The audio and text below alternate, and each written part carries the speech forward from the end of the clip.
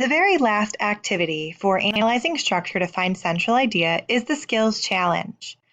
With the skills challenge, you will use the article that you've read to challenge your mastery of a variety of ELA objectives and skills.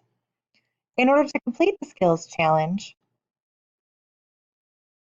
begin by signing in to your newsela.com account.